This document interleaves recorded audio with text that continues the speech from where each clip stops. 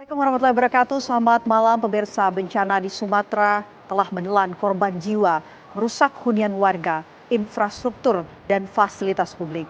Lalu langkah apa yang seharusnya diambil oleh pemerintah untuk memulihkan layanan publik pasca bencana di Sumatera? Kami akan mengajak Anda membahasnya di Apa Kabar Indonesia Malam pemirsa bersama saya Vena Kintan. Dan saya Tiara Harahap, pemirsa. Selain itu kami juga tidak akan berhenti untuk terus mengabarkan untuk Anda bagaimana kemudian perkembangan penanganan di sejumlah titik bencana, terutama mereka yang masih berada di dalam wilayah yang terisolasi.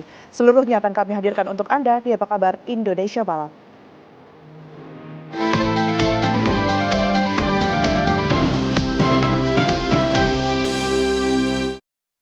Akibat curah hujan yang mengguyur selama beberapa hari di sejumlah wilayah di Kabupaten Bandung, sebanyak 2 rumah dan 3 orang di Kampung Condong, Desa Warga Luyu, Kecamatan Arjasari, Kabupaten Bandung tertimbun longsor. Inilah pemirsa rekaman video amatir yang memperlihatkan detik-detik terjadinya longsor di Kampung Condong, Desa Warga Luyu, Kecamatan Arjasari, Kabupaten Bandung, Jawa Barat. Akibatnya 2 unit rumah dan 3 orang warga tertimbun longsor. Warga yang tertimbun yakni Aisyah usia 60, Citra 20 tahun, dan Alfa umur 10 tahun. Sebanyak 100 personil petugas gabungan dari Basarnas dan BPBD Kabupaten Bandung pun langsung diterjunkan untuk melakukan pencarian korban yang tertimbun longsor. Sulitnya medan ke lokasi longsor membuat kendaraan berat untuk mengevakuasi korban tidak dapat dilakukan. Petugas pun terpaksa harus menggunakan alat-alat manual untuk mencari ketiga korban tersebut.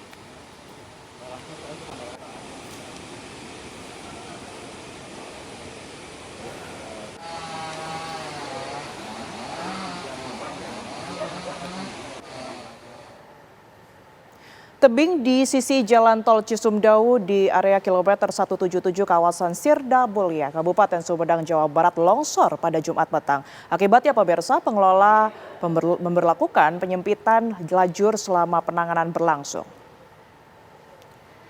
Video amatir merekam banjir bercampur lumpur yang menggenangi Tol Cisumdawu di KM 177 kawasan Sirdabulya, Kabupaten Sumedang, Jumat petang. Banjir terjadi setelah saluran air di sisi tol tersumbat material tanah dari tebing yang longsor sepanjang belasan meter. Sabtu pagi, pengelola tol mempersempit arus kendaraan menjadi satu lajur menggunakan jalur cepat. Warga menyebut pergerakan tanah sudah terjadi sejak sepekan terakhir akibat hujan berintensitas tinggi. Belum ada keterangan resmi dari pihak berwenang, pengguna jalan diminta berhati-hati saat melintas lokasi terutama ketika hujan turun.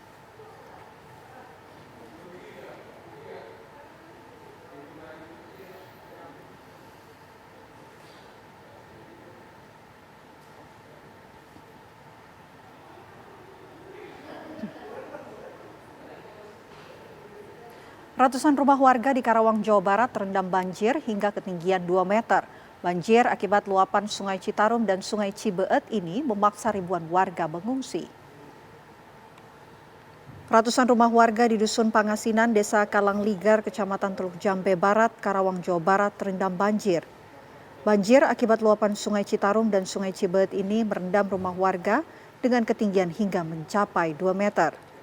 Selain merendam rumah, jalan utama desa, banjir juga merendam sejumlah fasilitas umum seperti sekolah, musola, dan masjid. Ribuan warga dari Dusun Pangasinan terpaksa mengungsi ke tempat lebih aman.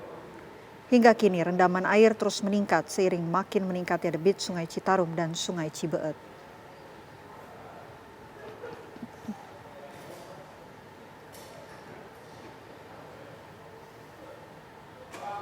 Ya, pasca diterjang banjir lahar panas Gunung Semeru, warga satu dusun di Lumajang, Jawa Timur masih terisolasi. Selain derasnya arus, endapan material lumpur panas masih menimbun jembatan hingga sulit untuk dilalui. Inilah kondisi jalur menuju dusun Sumber Langsap, pemirsa, yang masih tertimbun material lumpur tebal. Terlihat seorang pengendara motor yang kemudian ini terjebak di tengah timbunan material vulkanik. Sisa banjir lahar panas yang menerjang aliran Sungai Regoyo di Desa Jugosari, Kecamatan Candipuro, Lumajang. Sehari sebelumnya, banjir lahar panas Gunung Semeru meluap dan menjebol tanggul sungai hingga mengakibatkan 9 rumah warga rusak dan ratusan orang mengungsi ke permukaan. Sejumlah petugas gabungan dan relawan nampak berusaha bahu-membahu untuk membantu warga yang terdampak dengan menyeberangi aliran lahar meskipun arusnya cukup deras.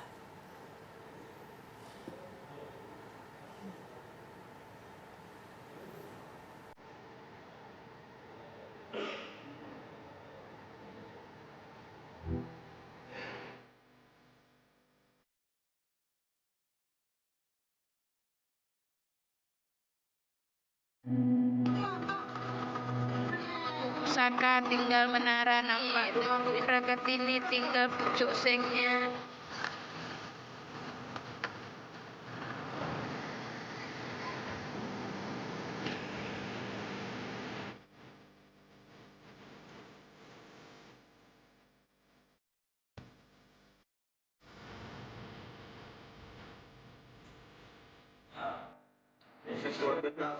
Kalau untuk bantuan memang belum ada sama sekali. Seperti beras, susu gitu. Gula.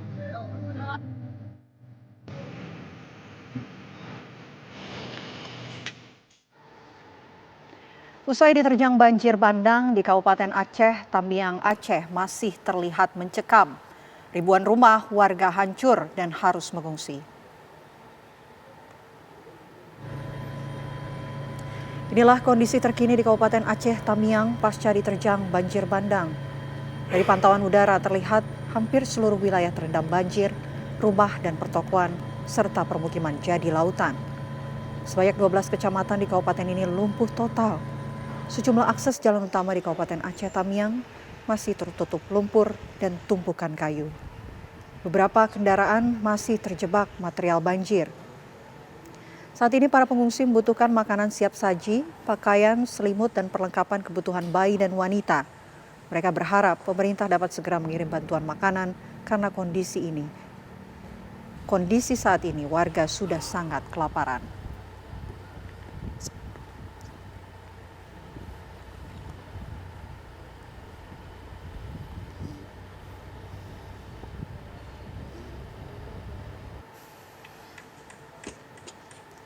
Gubernur Aceh Muzakir Banaf atau Mualem geram dengan sikap bupati dan wali kota yang cengeng dalam menghadapi bencana banjir. Mualem dengan tegas meminta para pemimpin daerah untuk segera mundur jika merasa tidak sanggup lagi mengatasi musibah banjir di Aceh.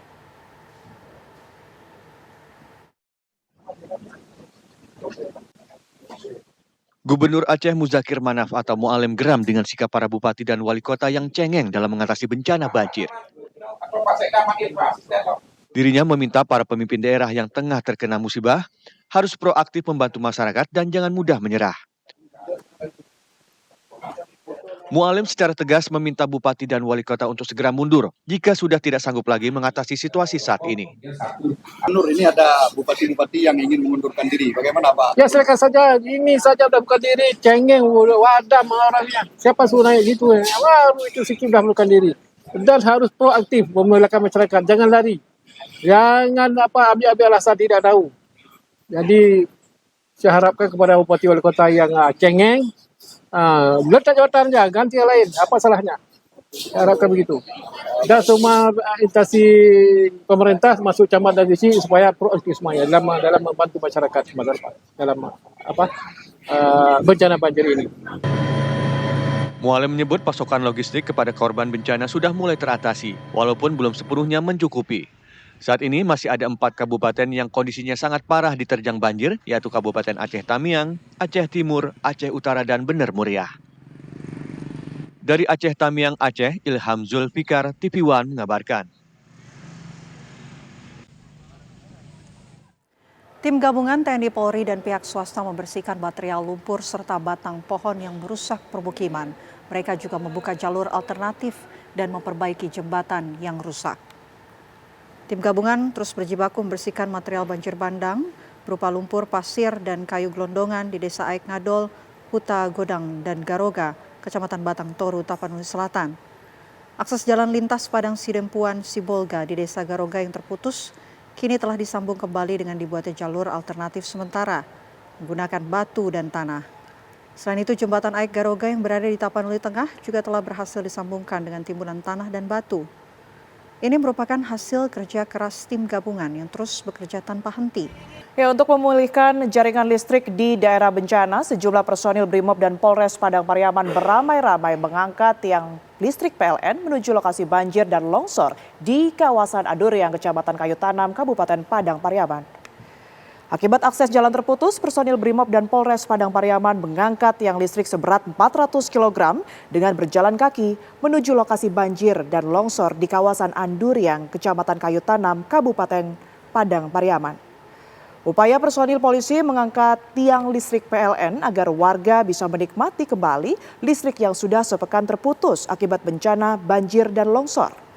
Kapolres Padang Pariaman AKBP Ahmad Faisal Amir mengaku saat ini semua personil polisi bergerak untuk melakukan normalisasi serta pencarian korban masih terus dilakukan. Sejauh ini pemirsa, beberapa akses jalan warga yang terputus sudah bisa dilewati kendaraan roda 2, namun pekerjaan pembukaan akses jalan lainnya masih terus dilakukan tim gabungan.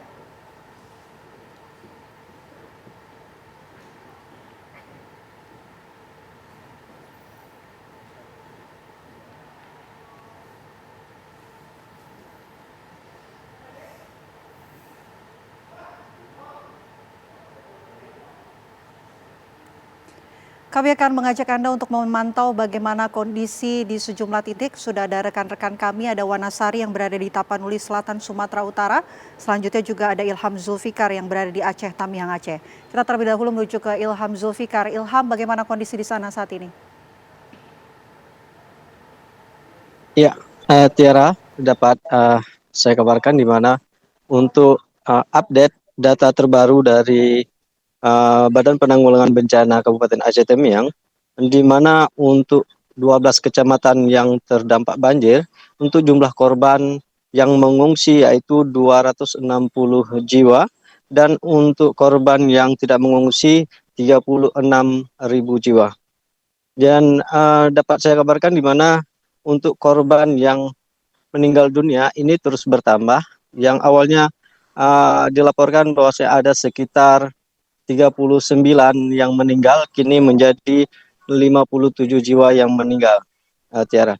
Dan dapat saya kabarkan juga di mana untuk di Kabupaten Aceh Tamiang ini, situasi dan kondisi masih seperti sebelumnya, di mana untuk akses-akses yang ada di Kabupaten Aceh Tamiang seperti listrik, PDAM, dan gas itu belum bisa beroperasi, dan untuk transportasi darat juga masih terhambat dengan beberapa ruas jalan ditutupi oleh puing-puing banjir yang diterjang pada beberapa hari yang lalu.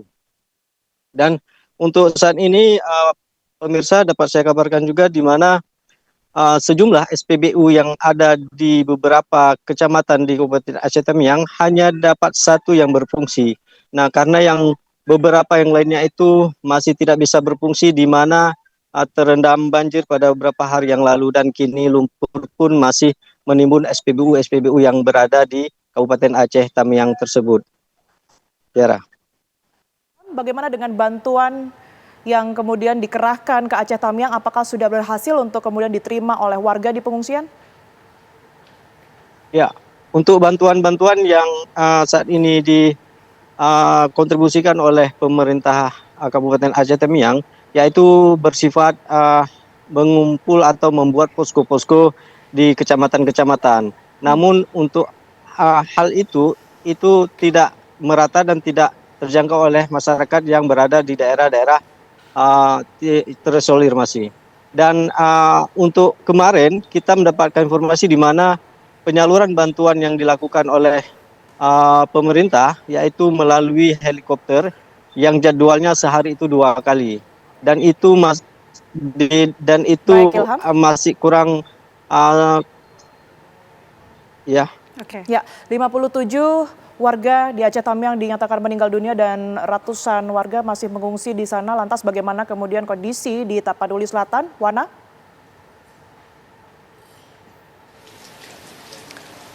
Ya, sejauh ini jumlah titik pengungsian di Kecamatan Batang Toru, Kabupaten Tapanuli Selatan ini tersebar di 6 titik. dan sedikitnya ada lebih 1.000 jiwa yang harus mengungsi karena memang mereka kehilangan tempat tinggalnya begitu. Dan di salah satu pengungsian ini pun kami melihat ada ratusan warga yang sudah tinggal di sini beberapa hari, dan berbagai kebutuhan logistik ini juga terus berdatangan dari berbagai pihak untuk membantu para korban. Dan sejauh ini upaya untuk pemulihan terutama sarana dan prasarana di daerah terparah banjir bandang di Tapanuli Selatan, khususnya di Desa Garoga, Kecamatan Batang Toru ini terus dilakukan seperti pembukaan jalan, kemudian pembersihan material lumpur ataupun kayu gelondongan yang masuk ke rumah warga, serta pembangunan jembatan ini juga terus dilakukan oleh pihak-pihak terkait agar aktivitas masyarakat, pemulihan ekonomi, kemudian geliat masyarakat dalam beraktivitas sehari-hari ini kembali normal begitu, walaupun ini pastinya membutuhkan waktu yang lama, apalagi lebih dari ada sekitar 235 kepala keluarga yang kehilangan tempat tinggalnya. Saya akan berbincang dengan salah satu warga di sini. Ibu, boleh berbincang bersama kami di sini dengan Ibu siapa, Ibu? Ibu Jerni, oke. Ya, Ibu di rumahnya di mana, Ibu? Rumahnya di Utagodang. Utagodang. Ibu, ini sudah berapa hari tinggal di sini dan bagaimana kondisi di rumah Ibu sekarang? Apakah memang sama sekali sudah tidak bisa ditempati, Bu? Iya, memang nggak bisa ditempatin lagi, udah roboh. Sudah roboh. Iya. Bu, ini kan rata-rata kan masyarakat di Kecamatan Batang Toru ini kan banyak bertani ya, Bu ya. Apakah Ibu juga seorang petani dan seberapa besar kerugian material yang Ibu derita? Kalau semacam bertani bersawah nggak bisa lagi, Bu. Soalnya sawahnya baru ditanam gitu. Kalau material rumah gitu, aku kan pedagang sembako sama pedagang obat-obatan buat bertani, itulah. Sejauh ini apa yang paling Ibu butuhkan sebagai warga dan korban banjir, Bu, saat ini? Rumah lah, paling utama rumah lah. Soalnya suami kita kan nggak bisa lagi kerja gitu. Untuk penanganan seluruh korban sejauh ini bagaimana, Bu, di pengungsian ini? Untuk makannya, kemudian pakaian, obat-obatan. Makannya lengkap, obat-obatan pun lengkap gitu. Iya. Nah, kira-kira Bu, Ibu tinggal di sini atau tinggal mungkin bersama sanak keluarga, Bu? Pertama-tama sama keluarga, tapi namanya kan sama keluarga kan apalah gitu ya. Sekarang kami ngontrak lah gitu. Bu, ini kan Ibu kehilangan hasil, sudah tidak bisa bertani lagi ya, Bu ya. Lantas apa nanti rencana Ibu kalau misalnya rumah sudah terbangun, kemudian Ibu mau bikin usaha apa? Nggak tahu lagi Dek dah. Mau bikin usaha apa nggak tahu. Soalnya kita kan bertani ya. Nggak tahu apalah usaha suami gitu. Baik, terima kasih Ibu Jerni atas waktunya. Mudah-mudahan situasi ini segera pulih kembali ya. Dan itu tadi pemirsa, upaya pemulihan ini masih terus dilakukan sebagai langkah agar geliat masyarakat di Kecamatan Batang Toru, Kabupaten Tapanuli Selatan ini sebagai daerah terparah terdampak banjir dan longsor ini segera pulih kembali. Saya kembalikan ke rekan-rekan di studio. Baik, terima kasih Wanasari atas laporan Anda. Sebelumnya juga ada rekan Ilham. Terima kasih rekan-rekan, tetap jaga keselamatan Anda. Pemirsa, kami jeda terlebih dahulu. Usai jeda kami masih akan menghadirkan informasi pencarian korban banjir bandang dan tanah longsor di 3 titik provinsi di Sumatera. Tetaplah bersama kami, pemirsa. Tragedi banjir bandang di Kabupaten Agam, Sumatera Barat menyisakan duka yang mendalam. Seorang bayi berusia 3 bulan selamat setelah tersangkut di pohon. Namun orang tua dan kakaknya menjadi korban bencana tersebut. Fatan, bayi berusia 3 bulan, menjadi satu-satunya anggota keluarga yang selamat setelah rumah mereka di Desa Sungai Selaras Air Timur, Kecamatan Palemabayan, Kabupaten Agam, Sumatera Barat, disapu habis banjir bandang pada Kamis 27 November lalu. Fatan ditemukan warga masih hidup dalam kondisi terjepit dan tersangkut di sebuah pohon yang berjarak 150 meter dari rumahnya yang hancur. Bayi Fatan ditemukan selamat dan mengalami luka lecet pada wajah, kaki, dan tangannya. Ibu Fatan ditemukan di hari yang berbeda dalam keadaan meninggal dunia. Sedangkan ayahnya yang ditemukan selamat ketika itu meninggal dunia setelah menjalani perawatan medis di rumah sakit. Kakak Fatan pun menjadi korban keganasan banjir bandang.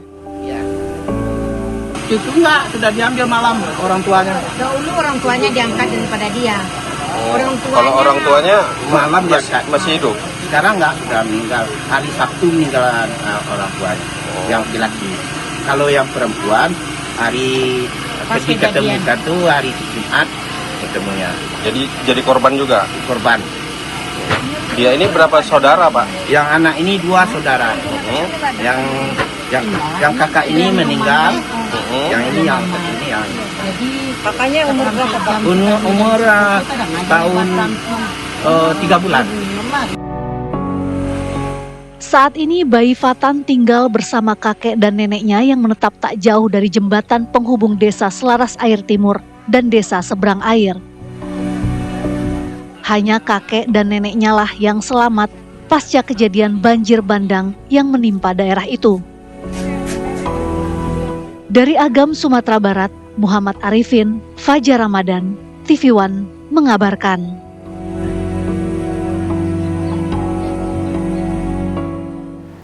Pencarian korban banjir bandang di Sumatera Barat, jenazah yang ditemukan sudah tak bisa lagi dikenali secara visual, sehingga harus menggunakan metode pencocokan sampel DNA. Rumah Sakit Bayangkara Padang terus melakukan identifikasi korban banjir bandang sejak pekan lalu. Jenazah yang mayoritas tak dapat dikenali secara visual dicocokkan dengan cara pengambilan sampel DNA dari keluarga kandung. Jenazah yang ditemukan petugas di lokasi banjir bandang rata-rata sudah membengkak sehingga sulit untuk dikenali. Pencarian pun hingga saat ini masih terus dilakukan mengingat masih terdapat ratusan korban yang belum ditemukan. Selain dengan menyisiri lokasi, pencarian juga dilakukan dengan menurunkan 2 ekor anjing K9 dari Satuan Brimob Polda Sumbar. Pencarian ini akan terus berlanjut hingga operasi SAR secara resmi ditutup.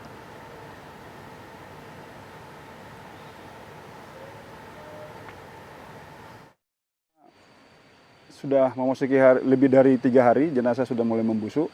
Kemudian secara medan, banyak jenazah yang rusak akibat material yang menimpa. Jadi itu agak sulit dikenali secara visual. Salah satunya dengan menggunakan K9, kemudian kita tetap melakukan pencarian secara masif.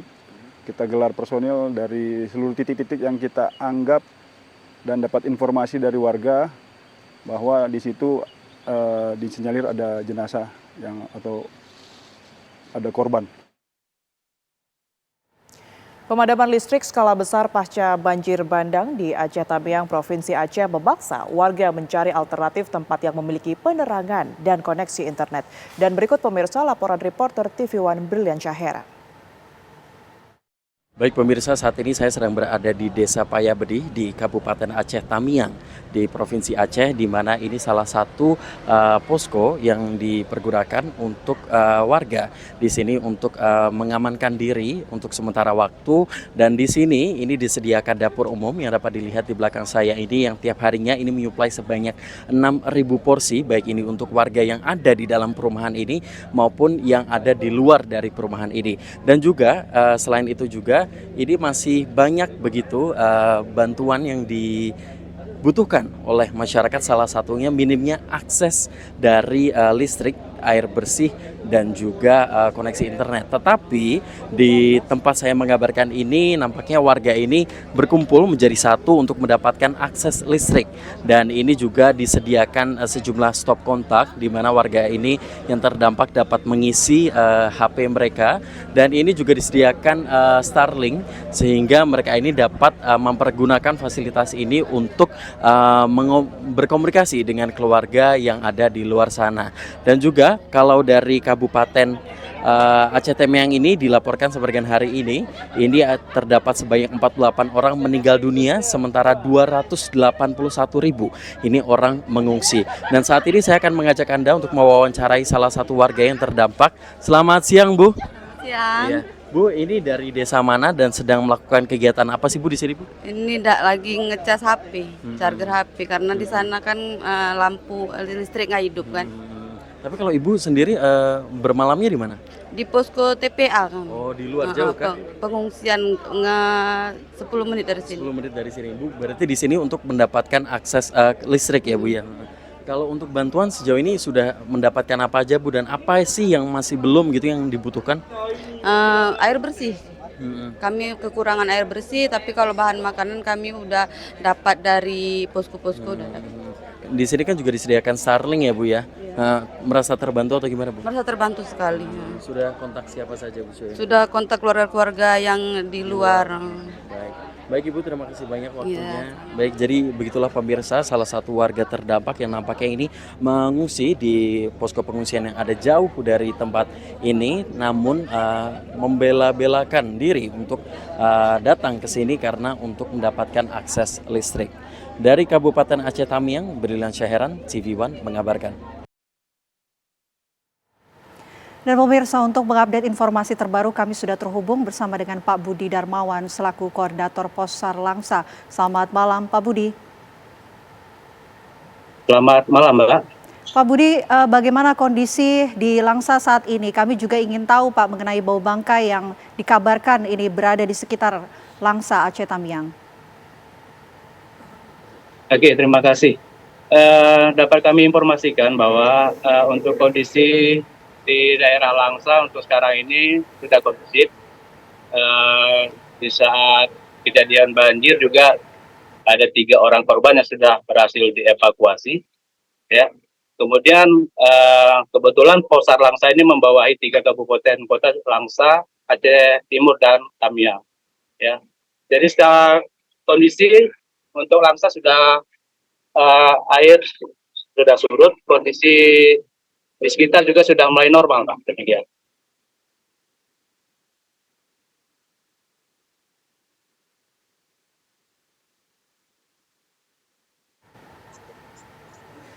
Pak Budi? Ya, halo Mbak. Ya. Apakah hingga saat ini masih ada korban yang belum ditemukan? Oke, untuk data yang kita terima sampai hari ini untuk di Kota Langsa, daftar pencarian orang sudah nihil, sudah tidak ada lagi Mbak. Kemudian juga kebetulan saat ini kami sedang berada di daerah Tamiang untuk tetap melakukan evakuasi juga terhadap korban-korban apabila ada informasi. Demikian.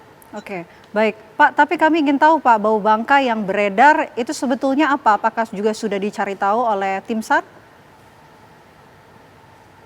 Oke, barusan juga pagi tadi kami sudah melakukan pengecekan ya. Dari jam 8 pagi tadi kita melakukan penyisiran di seputaran Sungai Tamiang, ke hilir sekitar 4 kilo dan ke hulu sekitar 3 kilo. Di seputaran sungai kita nihil untuk korban, kemudian juga kita mendapatkan informasi bahwa sebagian tempat memang ada tercium seperti bau bangkai. Setelah kita cek di seputaran area itu dan kita tanya juga ke masyarakat sekitar, untuk itu korban belum tidak bisa dipastikan, tapi setelah kita cek tidak ada korban, Mbak, demikian. Baik, tadi Anda mengatakan bahwa sebenarnya di Langsa sudah kondusif. Ini apakah artinya memang warga di sana masih terus mengungsi dan sudah mendapat penanganankah atau bagaimana, Pak Budi? Untuk sebagian di Kota Langsa, untuk pengungsi sudah berkurang, Mbak. Untuk mungkin saat ini hanya membutuhkan logistik di sebagian tempat, dan sekarang juga di seputaran Langsa itu sudah mendistribusikan, demikian Mbak. Baik, terima kasih Pak Budi Darmawan, Koordinator Possar Langsa telah bergabung bersama kami di Apa Kabar Indonesia Malam. Dan pemirsa, usai jeda Apa Kabar Indonesia Malam akan hadir untuk Anda. Kami akan hadirkan pembahasan bersama dengan sejumlah narasumber membahas mengenai bencana di Sumatera, dan kami yang ingin membahas mengenai langkah apa yang seharusnya dilakukan diambil oleh pemerintah untuk memulihkan layanan publik pasca bencana di Sumatera. Tetaplah bersama kami di Apa Kabar Indonesia Malam.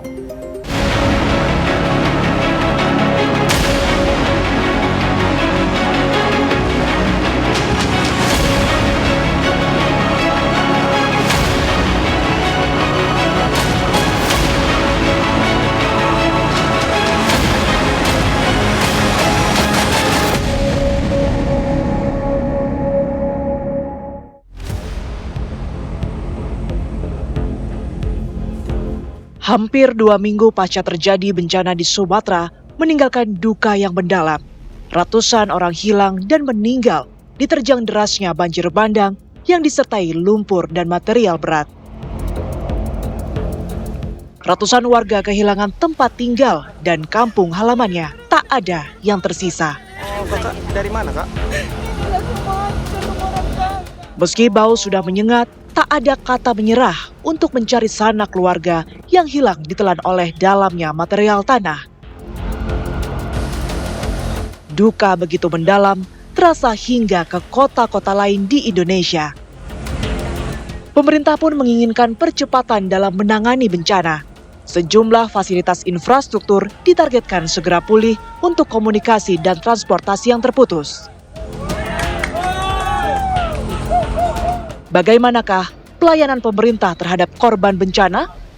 Hal apa yang menjadi prioritas dalam penanganan bencana Sumatera untuk memperbaiki pelayanan publik?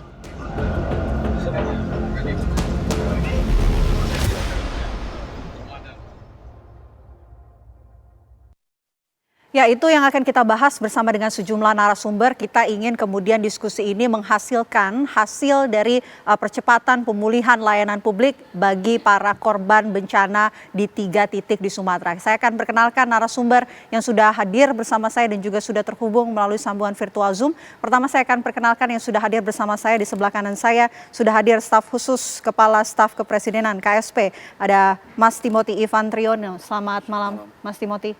Terima kasih sudah hadir di Apa Kabar Indonesia Malam. Selain Mas Timothy juga kami undang bergabung bersama kami ada pengamat kebijakan publik, ada Pak Rian Nugroho. Selamat malam Pak Rian. Malam Mbak. Oke. Selain 2 narasumber yang sudah hadir bersama saya pemirsa, kami juga sudah terhubung melalui sambungan virtual Zoom. Ada Gus Irwan dari Bupati Tapanuli Selatan. Selamat malam Pak Bupati. Malam Mbak Vena. Oke, baik, kita terlebih dahulu mendengar kabar terkini dari Pak Bupati. Pak Bupati, bagaimana sebetulnya kondisi di Tapanuli Selatan sampai saat ini? Kami ingin tahu Pak mengenai kondisi jalan yang rusak, jembatan dan lain sebagainya. Apakah sudah dilakukan perbaikan-perbaikan saat ini di Tapanuli Selatan?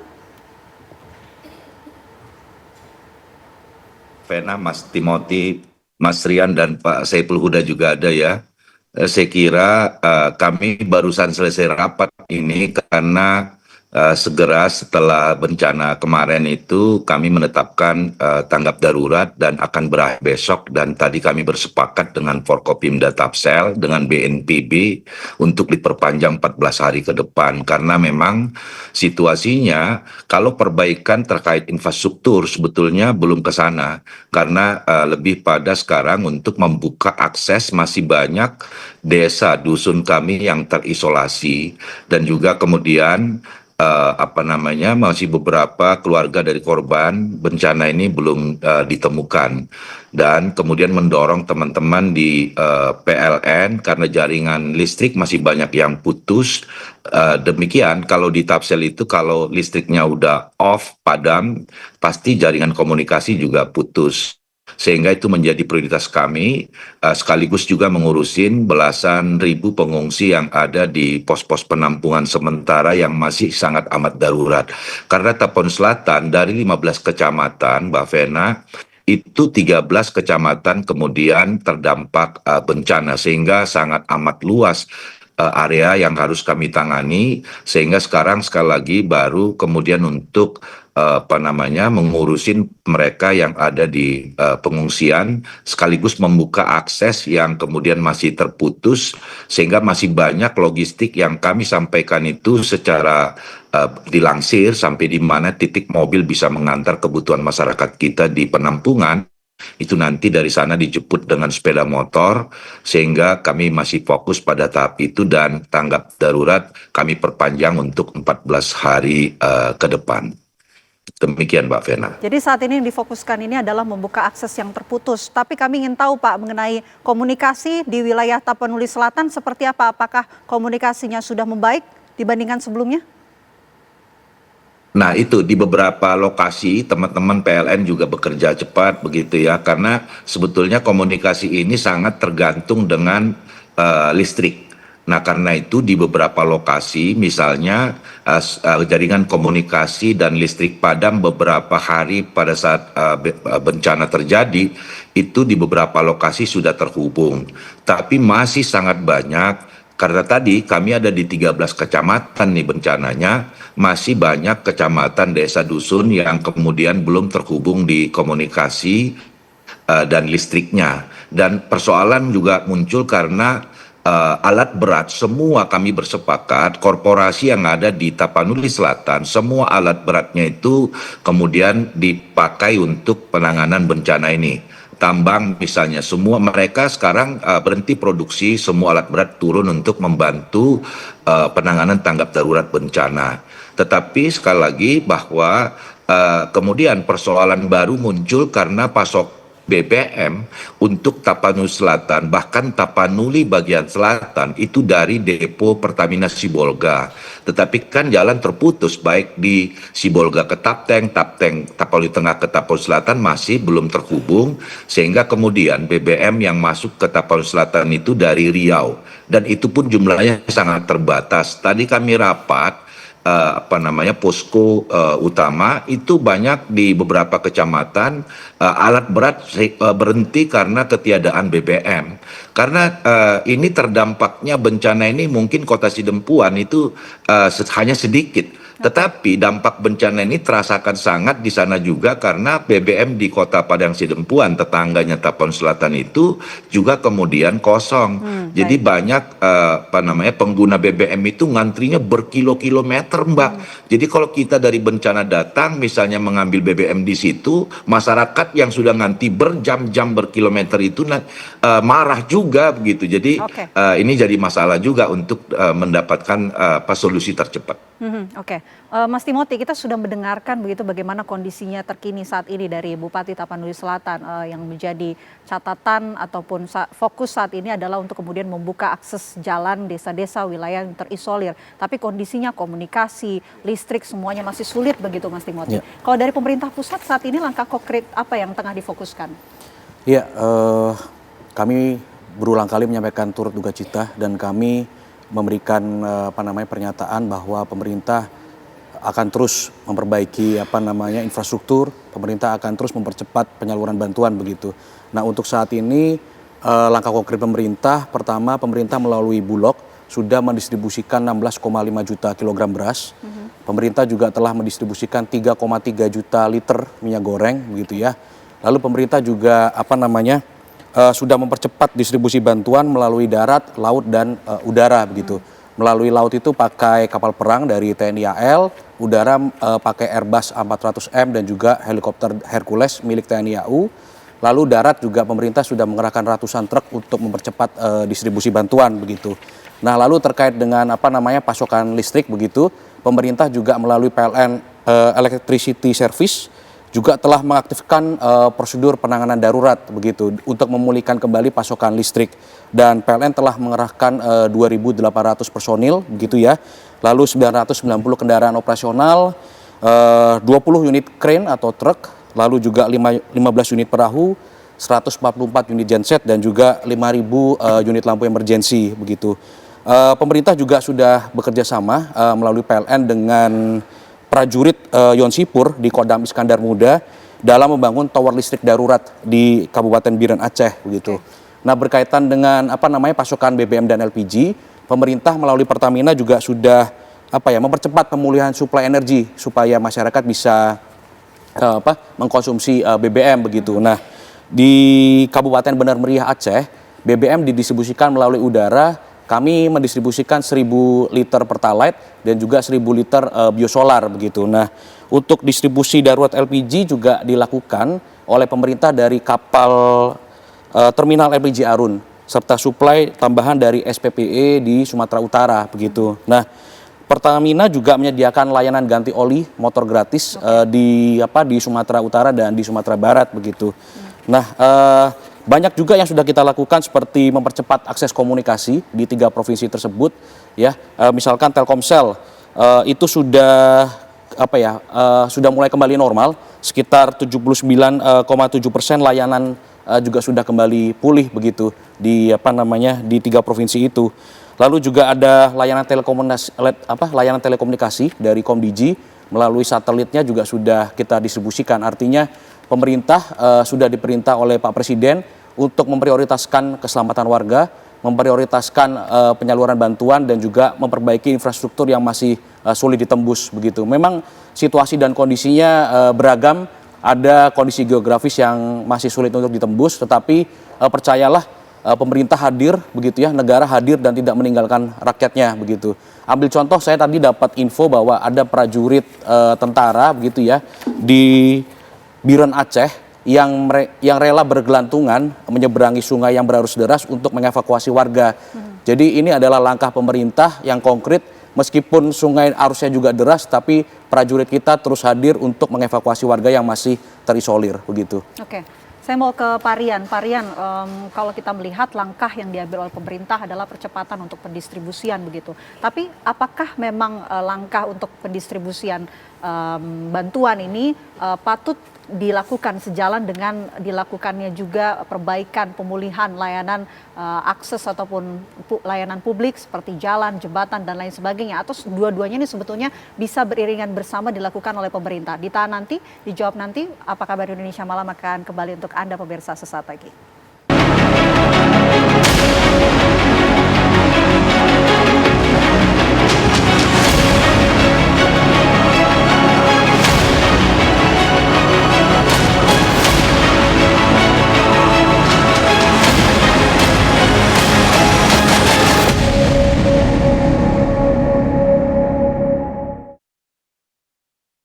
Anda kembali menyaksikan Apa Kabar Indonesia Malam. Kita lanjutkan diskusi kita. Saya mau ke Pak Rian. Pak Rian, saya mau dengar perspektif dari pengamat kebijakan publik melihat saat ini yang tengah diprioritaskan adalah percepatan pendistribusian bantuan. Apakah sebetulnya bisa dilakukan beriringan dengan perbaikan layanan publik? Pertama, kita dari Bakti menyampaikan duka cita kesedihan teman-teman di Sumatera Utara. Kedua, kami salut pada pemerintah pusat dan daerah yang bekerja begitu keras teman-temannya. Yang ketiga, pertanyaan adalah, oh ya saya bukan pengamat, saya guru. Kalau pengamat bisa komentar, guru itu mengajar. Jadi gini, kalau kita lihat apakah betul distribusi, ya itu dulu. Karena mau bangun ini agak panjang. Namun yang lebih penting lagi, sebenarnya kalau boleh kita belajar nih, bahwa ini bukan bencana alam ini. Ini bencana hibrida. Ada alam, ada manusia. Berarti disampaikan ada kayu lo gede-gede. Nah, saya tanggal 25 November lalu saya tulis Kompas masalah kutukan 10 tahun. Udah dimulai sekarang ini. Apa itu? Kita mengalami namanya bencana kebijakan.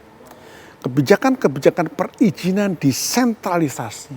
Tidak ada pengendalian, nggak ada pengawasan, selesailah itu.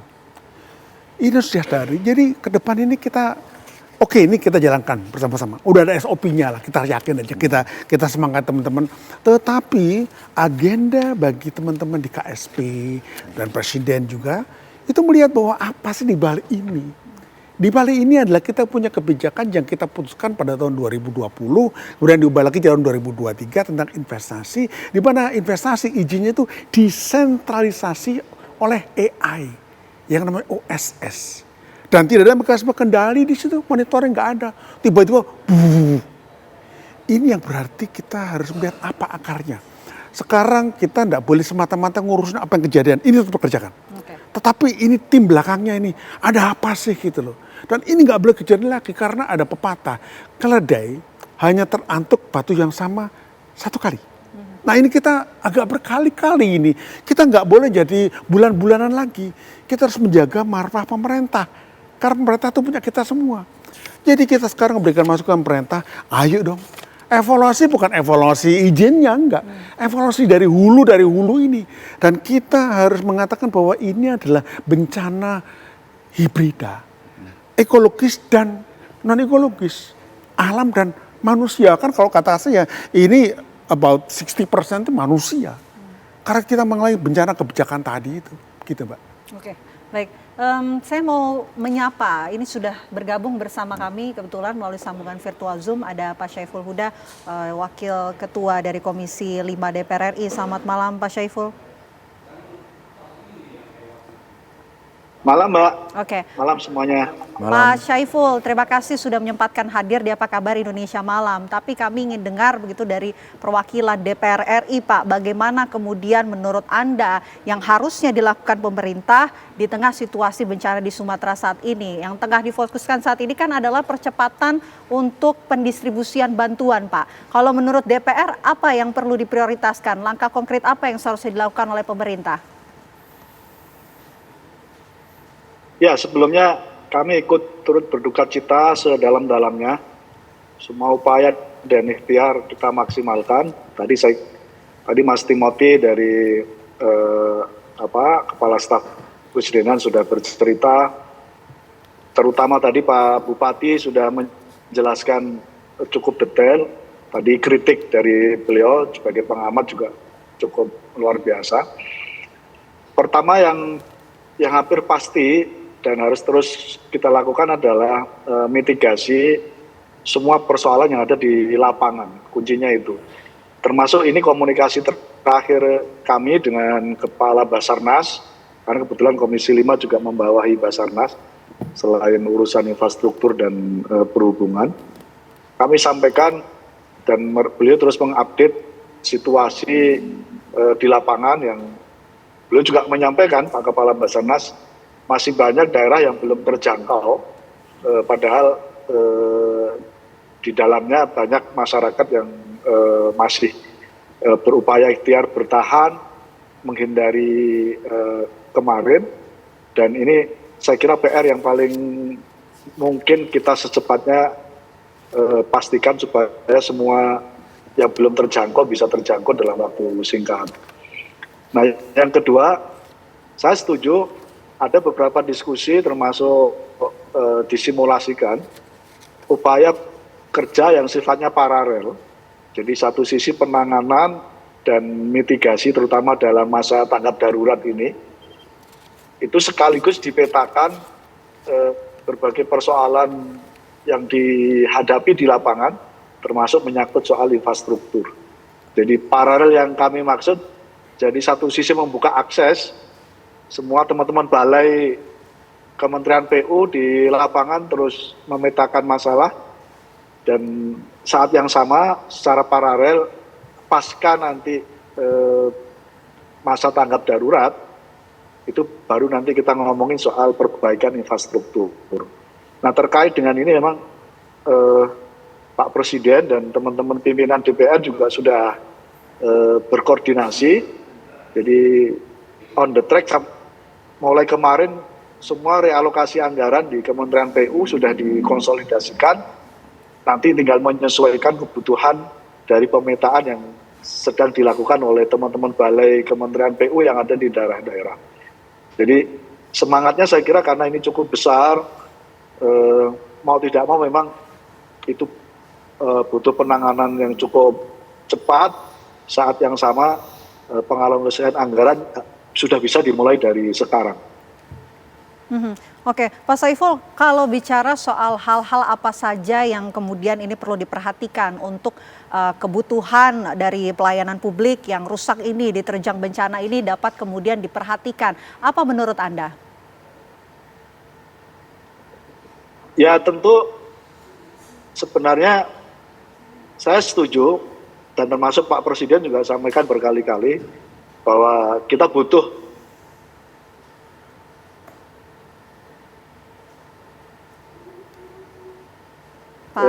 kebijakan sama konteks itu. Saya kira ini bagian dari kita bersama. Tapi dalam waktu pendek ini, semua apa yang disampaikan oleh Pak Presiden menyangkut soal kolaborasi efektif antar tingkat pemerintahan, baik sampai di tingkat desa, kecamatan, pemerintah daerah, kabupaten, kota, provinsi, dan pusat, betul-betul harus bergandengan tangan memastikan dan memetakan berbagai persoalan supaya kemudian bisa dituntaskan di lapangan.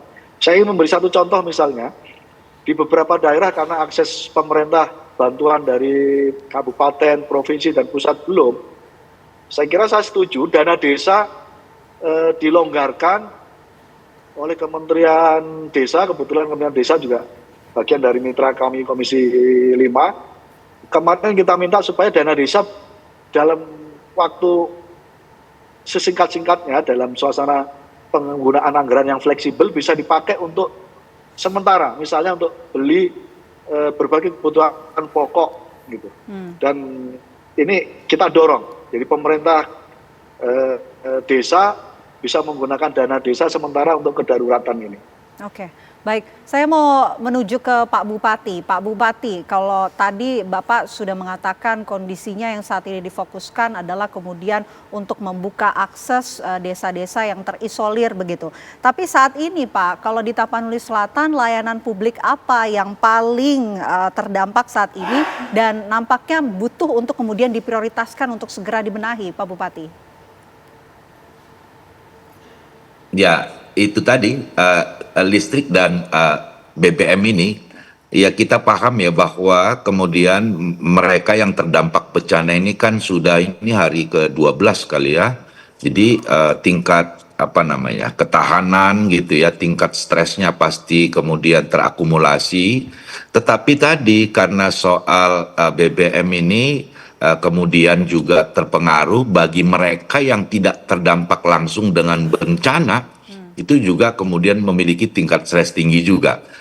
Tapi kami paham sebetulnya Pak Timothy tadi, Mas Timothy sudah sampaikan, dan kami menyaksikan itu bahwa semua komponen alat-alat negara itu semua terlibat sudah. Ya. Kami dibantu sangat di sini TNI Polri dan juga dari berbagai kementerian teknis. BNPB juga terus mendampingi kami ada di Tapanuli Selatan. Tapi memang karena tadi itu begitu luasnya cakupan daerah kami ini, sehingga peralatan perlengkapan yang ada itu sangat terbatas. Tadi saya dilaporkan di satu kecamatan misalnya, di situ ada jalan nasional yang terputus, ada 32 longsoran, ada anjlok jalan di 3 titik, alat berat dari berbagai bantuan dari mitra di sana sudah beberapa hari ini kemudian tidak beroperasi karena ketiadaan BBM gitu. Nah ini saya kira, apalagi ini kan ya Pak Saiful Huda mohon titip nih, karena kami ini adalah daerah lintas Sumatera. Kita sebentar ini, saudara kita yang Kristiani akan Natal dan Tahun Baru. Saya kira Februari juga kemudian kita sudah memasuki bulan puasa. Saya pikir memang semuanya komponen bangsa ini untuk kemudian melakukan akselerasi supaya konektivitas ini bisa kemudian terbuka, sehingga nanti pada saat perayaan hari-hari besar keagamaan itu tidak terlalu menghambat untuk kemudian bagi masyarakat kita di dalam melakukan misalnya perayaan-perayaan di baik Natal, Tahun Baru maupun nanti di puasa dan Lebaran. Itu yang menjadi kemudian prioritas kami. BNPB juga terus mendampingi kami karena beberapa desa di sini itu kemudian sudah tidak layak lagi untuk dibangun kembali perkampungan itu di sana. Beberapa desa itu berhimpitan berbatas langsung dengan PTPN misalnya. Kami sangat berharap sebetulnya nanti pimpinan di pusat, Mas Timothy, titip Pak, supaya kemudian kami bisa memakai pinjam pakailah paling tidak dulu di awal, karena kalau mengalihkan aset negara itu kan butuh proses panjang. Kami diskusi tadi, ada hunian sementara bisa dilanjut dengan hunian tetap. Saya kira kami nanti mohon dari pimpinan di pusat, titip Mas Timothy, tanah-tanah PTPN yang berbatas langsung dengan desa dusun kami bisa dipakai sementara untuk huntara, untuk hunian-hunian sementara nanti bagi daripada pengungsi, kemudian itu kan sangat masih sangat kurang layak. Tetapi ada program sebetulnya di BNPB itu untuk membangun hunian sementara, huntara yang pemerintah daerah menyiapkan tanahnya begitu. Jadi kami sangat mohon didukung nanti. Kami beberapa desa kami itu adalah berbatasan langsung dengan PTPN untuk pinjam pakai tanah PTPN untuk kemudian kita pinjam pakai membangun huntara, hunian sementara untuk mereka yang terdampak banjir ini. Oke, Mas dan Timothy. longsor ya. Mas Timothy, silakan direspon. Ya, terima kasih Pak Bupati atas kerja keras pemerintah kabupaten kota dan juga pemerintah provinsi begitu. Pada prinsipnya begini, saya ingin kembali menegaskan bahwa pemerintah pusat dan juga Presiden ingin hadir di lokasi bencana, dan kami juga sudah melakukan perencanaan begitu ya untuk ke depan dalam fase rehabilitasi dan rekonstruksi begitu. Pak Menko PMK beberapa waktu yang lalu sudah menyampaikan bahwa pemerintah itu punya target 100 hari kerja dan juga target 1 tahun kerja dalam rangka perbaikan infrastruktur. Tentu perbaikannya kita lakukan berdasarkan skala prioritas ya. Kami prioritaskan untuk pembangunan jalan rusak, jembatan, lalu juga sekolah, rumah sakit, begitu. Itu yang menjadi prioritas. Lalu juga Pak Menteri Sosial, Pak Menteri Perumahan dan Kawasan Pemukiman juga sudah merencanakan begitu. Yang tadi disebutkan oleh Pak Bupati adalah Huntara dan Huntap begitu. Hunian sementara dan hunian tetap. Itu juga sudah direncanakan oleh pemerintah pusat, Pak. Jangan khawatir.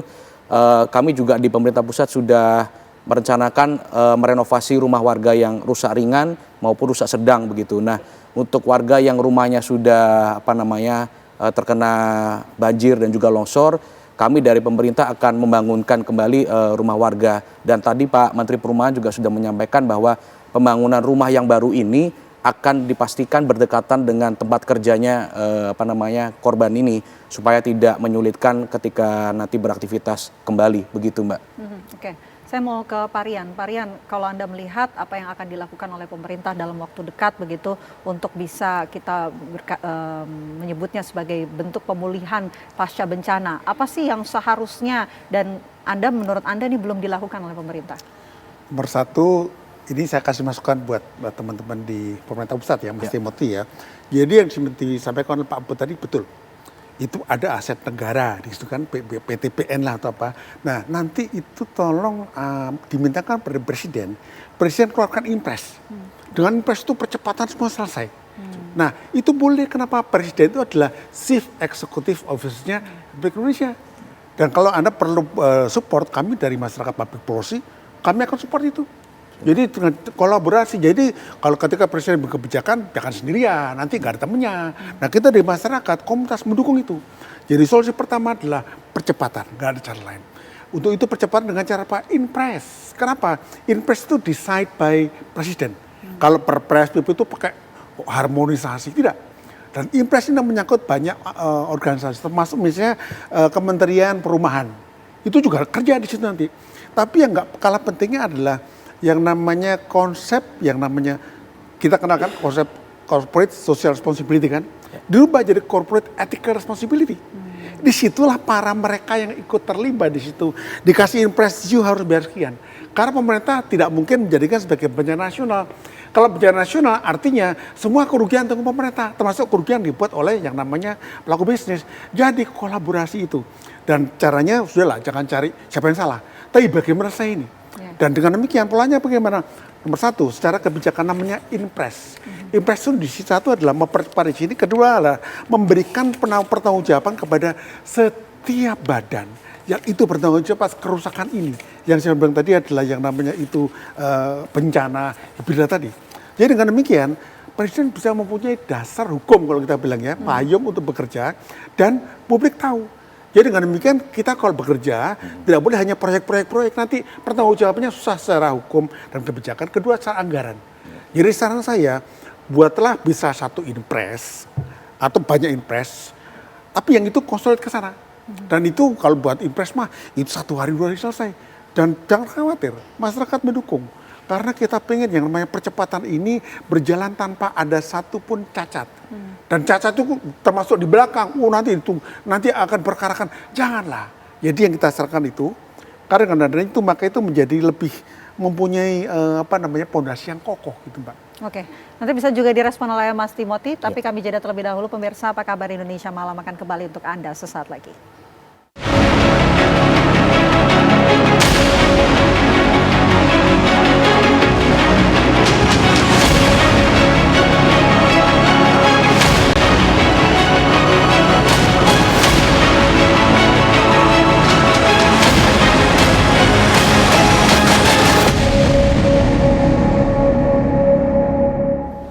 Kita lanjutkan diskusi kita, Mas Timothy. Kalau di segmen sebelumnya Pak Rian bilang impres, kalau dari KSP seperti apa? Ya tentu kami terima kasih Pak atas sarannya begitu, dan kami akan sampaikan kepada Presiden, kami sampaikan kepada pihak-pihak terkait begitu.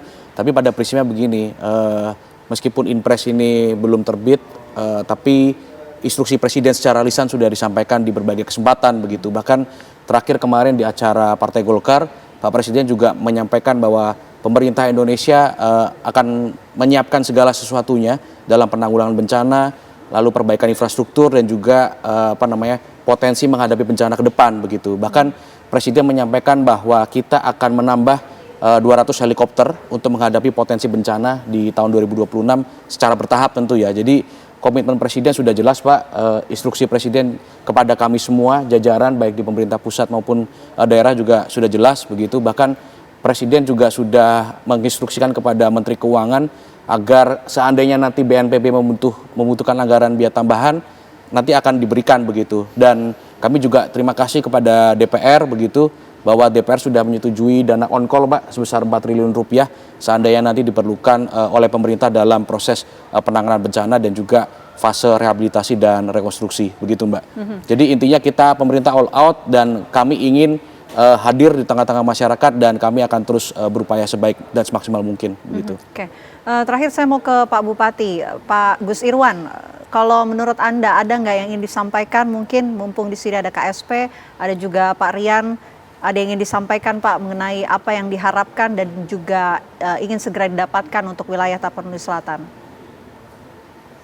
Ya, itu tadi saya kira kan kalau BUMN kan milik negara juga begitu ya, karena di sini ada PTPN 4 dan beberapa desa dusun kami juga ada yang berdampingan langsung dengan PTPN, dan saya sudah mengunjungi beberapa desa yang berdampingan dengan PTPN itu. Saya memiliki temuan 2 wilayah dan masyarakatnya pun kemudian sudah trauma untuk kembali, itu kemudian minta direlokasi. Nah, karenanya kemudian kami berharap PTPN nanti melalui Mas Timothy, mohon izin Mas, mungkin bisa untuk pinjam pakai dulu nanti untuk huntara dari masyarakat kita, karena terlalu lama mereka di tempat pengungsian. Mohon maaf nih bahwa pengungsian kami itu belum di tenda-tenda yang standar, katakanlah itu banyak masih yang sangat darurat, sehingga kalau itu segera BNPB sih sudah juga mendorong kami ke arah sana, sehingga mungkin dalam waktu dekat sesuai dengan keputusan rapat kami tadi dengan BNPB yang berada di Tapsel dan seluruh Forkopimda di Tapanuli Selatan, segera di beberapa desa yang memang sudah tidak layak lagi desa itu untuk dihuni karena keamanan, kami akan mengajukan pinjam pakai di lokasi PTPN. Karena juga bahkan ada korban kami 26 orang di satu desa itu adalah karena runtuhan dari kebunnya PTPN yang berbatasan langsung dengan desa-desa yang desa tersebut di namanya Desa Batu Godang. Tapi sekali lagi kami yakin ya pemerintah pusat sudah memberikan perhatian luar biasa, ya kan. Lalu sebetulnya ya Pak Menteri SDM bersama Dirut PLN, Dirut Pertamina juga sudah hadir bahkan di Tapsel. Saran saya ke Pak Darmawan misalnya Dirut PLN, karena di periode lalu saya adalah Ketua Komisi 7 DPR RI, pernah mengalami satu kepulauan Nias itu gelap gulita. Lalu waktu itu saya dengan Pak Menteri dan Dirut bersepakat mengeroyok gitu. Kita masukkan orang sebanyak-banyaknya karena memang waktu itu di satu pulau saja. Nah, itu kemarin kami sarankan dan luar biasa saya kira responnya sudah setelah beliau kembali besok langsung daerah-daerah yang tetangga kami tidak terkena dampak bencana ini personilnya semua dikonsentrasikan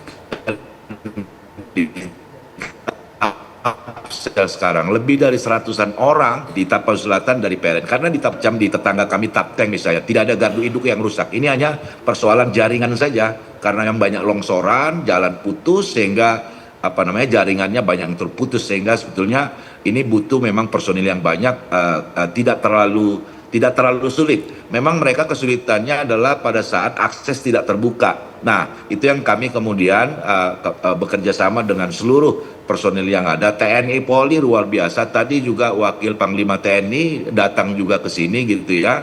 Dan personil TNI dari provinsi semua juga banyak hadir di Tapanuli Selatan. Demikian juga dari Satuan Brimob, Polda Sumatera Utara, dari Medan, semua. Saya kira ini satu hal, saya pikir keindonesiaan kita yang sangat kuat untuk bersama-sama menghadapi situasi ini. Mudah-mudahan Ya. kita semua bisa melewati situasi yang memang bagi kami sangat berat karena 13 dari 15 kecamatan terdampak betanya. Oke. Itu sebetulnya kesulitan kita sehingga mungkin agak terasa lambat barangkali gitu Baik. ya, karena sangat luas cakupannya. Oke, baik, terima kasih Pak Bupati. Terakhir saya mau ke Pak Rian. Pak Rian, sebagai penutup Pak, singkat saja. Kalau nanti Inpres sudah nih, apa yang bisa dilakukan? Nomor satu, membuatnya dulu. Inpres dibuat tidak hanya oleh presiden, tapi disupport oleh komunitas. Oke. Kita juga support itu. Oke. Kedua, apa yang dilakukan? Eksekusi cepat. Itu eksekusi pertama adalah di masalah anggaran. Dengan demikian anggaran tidak bermasalah. Kedua, operasional di lapangan. Sekarang ini saya lihat operasi di lapangan masih belum cepat. Ekskavator cuma satu tadi. Jadi dengan memang percepatan. Oke. Dengan demikian Inpres ini akan melindungi, memayungi semua orang untuk bekerja dengan lebih baik dan lebih aman lah. Jadi memang Inpres untuk percepatan ini diperlukan agar apa? Presiden mempunyai payung hukum yang kuat, dukungan anggaran yang itu itu administrasi benar. Dan kemudian jangan lupa Inpres ini jangan menjadi milik presiden, tapi milik seluruh rakyat. Jadi kalau perlu tanyakan masyarakat, perlu apa Inpres kayak gimana? Itulah perlu namanya kolaborasi government. Duduk bersama begitu ya? Iya, jadi ini milik bersama. Public policy itu milik bersama, bukan milik presiden. Oke. Everybody have. Baik, tentu kita berharap pemulihan yang terbaik. Terima Amin. kasih Mas Timothy, terima kasih Pak Rian, terima kasih Pak Bupati. Semoga Pak Bupati dan juga seluruh warga di sana sehat semua dan semoga apa yang diharapkan oleh warga bisa segera didapatkan, pemulihan di sana bisa cepat dilakukan. Terima kasih Pak sudah bergabung bersama kami di Apa Kabar Indonesia Malam. Semoga sehat selalu semuanya. Terima kasih, Mbak. Dan pemirsa, kami jeda terlebih dahulu. Saya jeda Apa Kabar Indonesia Malam masih akan menghadirkan beragam informasi menarik lainnya untuk Anda.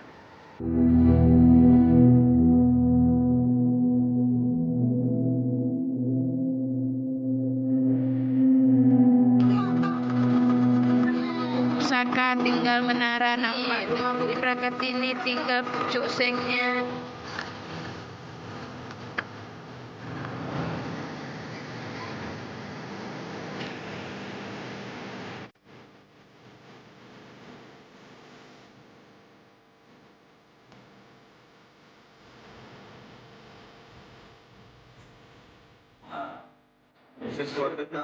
Kalau untuk bantuan memang belum ada sama sekali. Seperti beras, susu gitu. Bulan.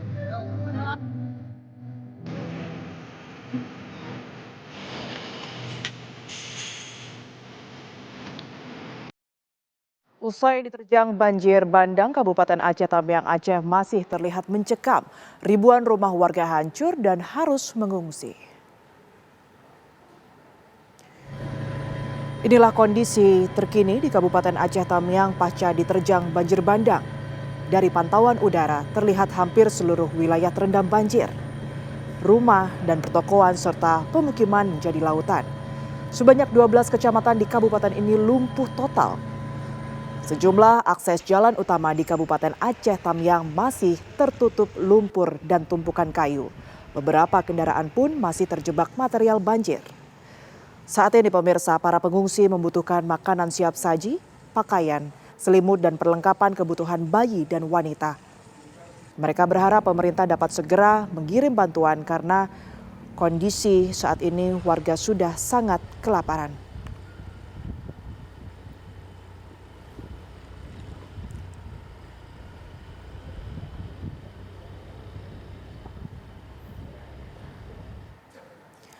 Gubernur Aceh Muzakir Manaf atau Mualem geram dengan sikap bupati dan wali kota yang cengeng dalam menghadapi bencana banjir.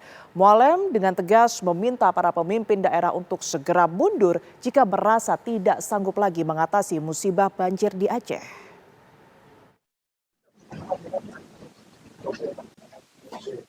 Gubernur Aceh Muzakir Manaf atau Mualem geram dengan sikap para bupati dan wali kota yang cengeng dalam mengatasi bencana banjir. Dirinya meminta para pemimpin daerah yang tengah terkena musibah harus proaktif membantu masyarakat dan jangan mudah menyerah. Mualem secara tegas meminta bupati dan wali kota untuk segera mundur jika sudah tidak sanggup lagi mengatasi situasi saat ini. Nur, ini ada bupati-bupati yang ingin mengundurkan diri. Bagaimana Pak? Ya silakan saja, ini saja udah bukan diri, cengeng, wadam orangnya. Siapa suruh naik gitu ya? Wah, itu sikit udah bukan diri. Dan harus proaktif memulakan masyarakat, jangan lari. Jangan ambil-ambil alasan tidak tahu. Jadi saya harapkan kepada Bupati Wali Kota yang cengeng, letak jabatannya, ganti yang lain, apa salahnya? Saya harapkan begitu. Dan semua instansi pemerintah masuk camat dan disi supaya proaktif semuanya dalam membantu masyarakat dalam bencana banjir ini. Mualim menyebut pasokan logistik kepada korban bencana sudah mulai teratasi, walaupun belum sepenuhnya mencukupi. Saat ini masih ada 4 kabupaten yang kondisinya sangat parah diterjang banjir, yaitu Kabupaten Aceh Tamiang, Aceh Timur, Aceh Utara, dan Bener Muriah.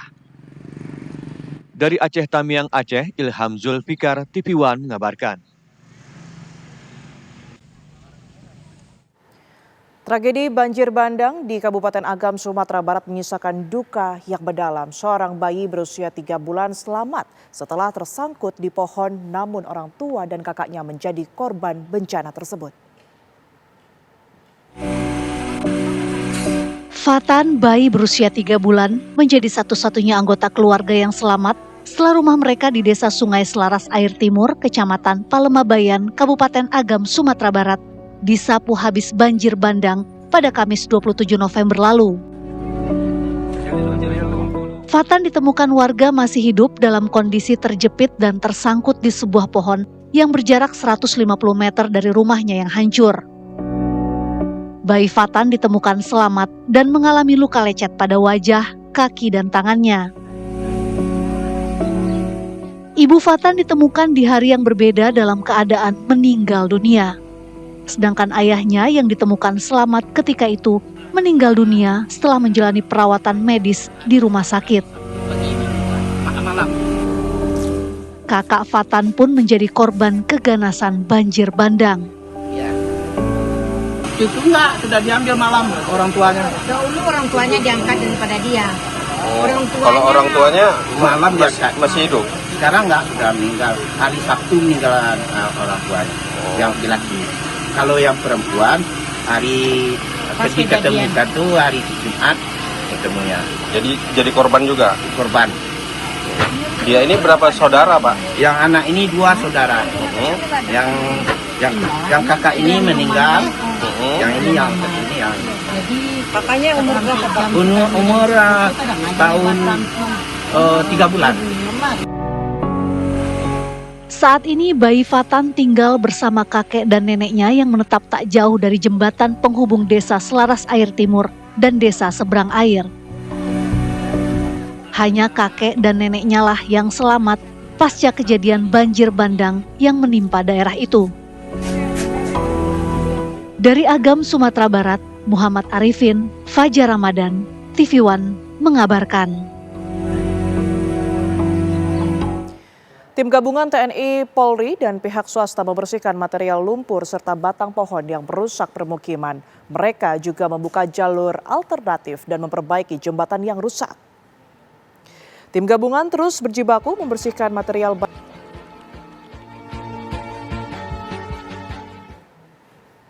Pemirsa, akibat curah hujan yang mengguyur selama beberapa hari di sejumlah wilayah di Kabupaten Bandung, sebanyak 2 rumah dan 3 orang di Kampung Condong, Desa Warga Luyu ini terdampak bencana tersebut. Informasinya akan kami hadirkan usai jeda berikut ini. Pemirsa, kebakaran menghanguskan sebuah gudang plastik Mika di Jalan Kamal Raya Tegal Alur, Kecamatan Kalideres, Jakarta Barat pada Sabtu sore. Kebakaran terjadi diduga akibat korsleting bagian panel listrik. Terlihat kobaran yang kian membesar di bagian gudang dan menghanguskan seluruh isi bangunan. Kebakaran terjadi sekitar pukul 15 saat tidak ada aktivitas di dalam bangunan. Lebih dari 18 unit mobil pemadam kebakaran dikerahkan langsung ke lokasi. Petugas pemadam kebakaran sempat mengalami kesulitan melakukan pemadaman akibat banyaknya material yang mudah terbakar.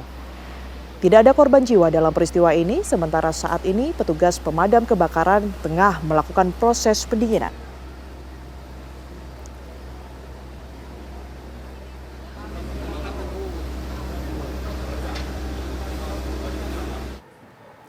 Akibat curah hujan yang mengguyur selama beberapa hari di sejumlah wilayah di Kabupaten Bandung, sebanyak 2 rumah dan 3 orang di Kampung Condong, Desa Warga Luyu, Kecamatan Arjasari, Kabupaten Bandung tertimbun longsor. Inilah rekaman video amatir yang memperlihatkan detik-detik terjadinya longsor di Kampung Condong, Desa Wargaluyu, Kecamatan Arjasari, Kabupaten Bandung, Jawa Barat. Akibatnya 2 unit rumah dan 3 orang warga tertimbun longsor. Warga yang tertimbun yakni Aisyah usia 60 tahun, Citra 20 tahun, dan Alfa umur 10 tahun. Sebanyak 100 personil petugas gabungan dari Basarnas dan BPBD Kabupaten Bandung pun langsung diterjunkan untuk melakukan pencarian korban yang tertimbun longsor. Sulitnya medan ke lokasi longsor membuat kendaraan berat untuk mengevakuasi korban tidak dapat dilakukan. Petugas pun terpaksa harus menggunakan alat-alat manual untuk mencari ketiga korban tersebut.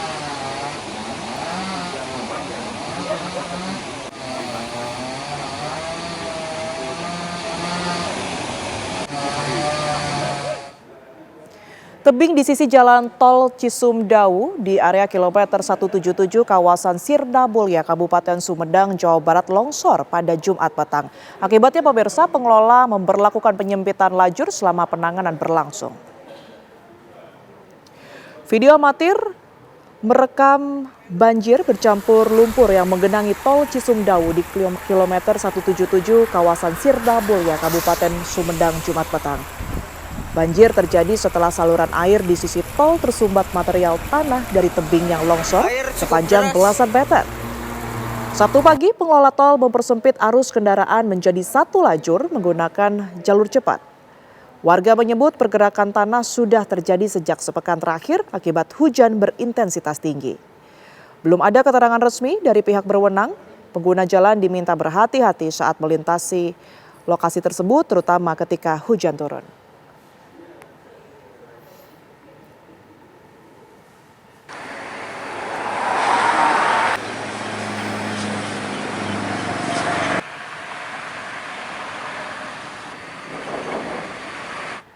Ratusan rumah warga di Karawang, Jawa Barat terendam banjir hingga ketinggian 2 meter.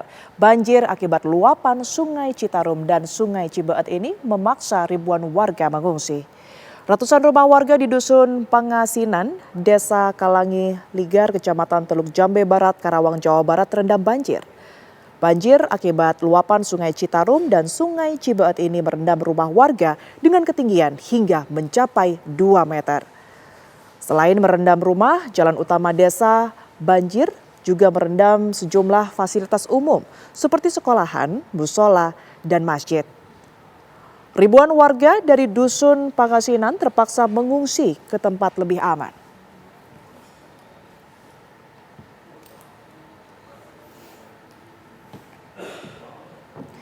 Ya pemirsa, informasi tadi sekaligus menutup Apa Kabar Indonesia malam hari ini. Saya Tiara Harahap. Dan saya Vena Kintan. Pemirsa, sesaat lagi Anda dapat menyaksikan program Kabar Utama. Kami dari Apa Kabar Indonesia Malam pamit. Terima kasih atas kebersamaan Anda.